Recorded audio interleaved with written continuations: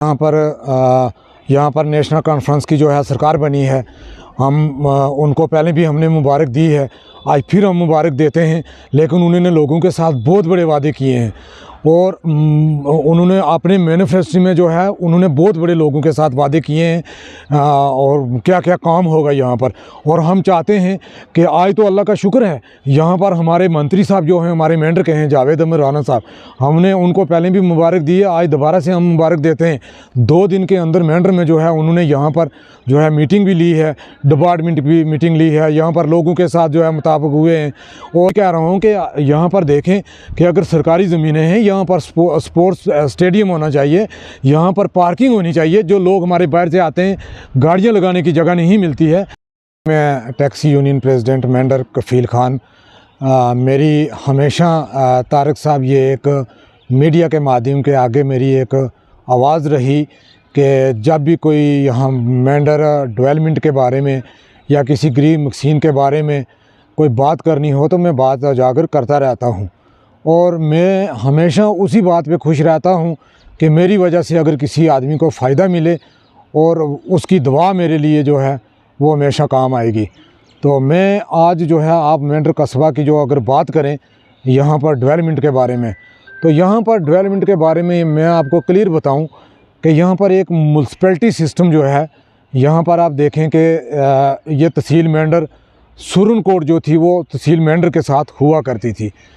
पुराने लोगों से ये मैं बात सुनता रहता था, जैसे एक सुरन कोट और मेंढर का एमएलए जो होता था वो एक ही होता था। जिस वक्त मरहूम सरदार रफ़ीक हुसैन खान इन दोनों कॉन्स्टिट्यूंसी को डील करते थे।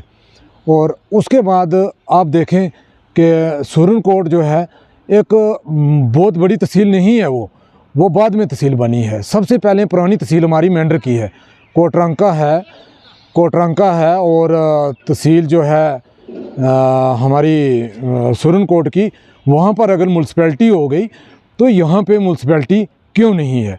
वजह क्या है इसकी? यहाँ पर एक म्यूनसिपैलिटी होने का मकसद यही है कि यहाँ पर उसमें एक मास्टर प्लान हो। मास्टर प्लान के बीच में जो है ख़ासकर यहाँ पर हमारे लोगों के छोटे छोटे मसले मसाइल, छोटा ये ड्रेन सिस्टम जो है ये ठीक तरीके से हो सके।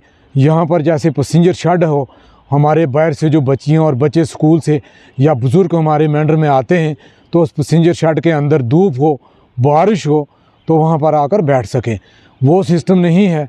यहाँ पर ड्रेन सिस्टम जो है वो पूरा जो है एक सही नहीं है। क्यों कि यहाँ पर गंदगी के जो हैं गोदाम लगे रहते हैं नालियों के बीच में।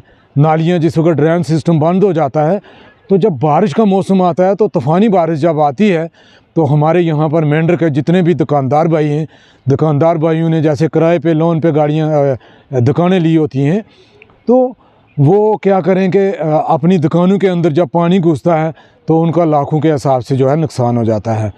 तो दूसरा मैं आपको ये बात बताऊं कि यहाँ पर म्यूनसिपैलिटी ना होने की वजह से सबसे बड़ा जो नुकसान है, यहाँ पर टॉयलेट जो है कम्प्लेक्स जो है वो यहाँ पर नहीं है।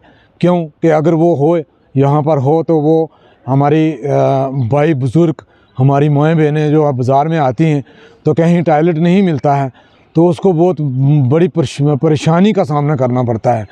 तो ये एक म्यूनसिपैलिटी होने के बावजूद एक मास्टर प्लान यहाँ पर होना चाहिए और जिसकी वजह से हमारी मेंढर कस्बा जो है ये 3 तहसीलों में जो आप देखें कि 3 तहसीलों में जो है इस वक्त मौजूदा हालत में है।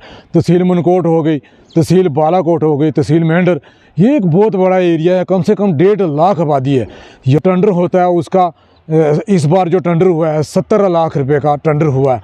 तो वो पैसा 70 लाख रुपया जो है इस बार अगर पैसा मैं आपको कहूँ तो वो पैसा सही जगह पर कुछ ना कुछ यूटिलाइज़ हुआ है बीडीओ साहब की तरफ से।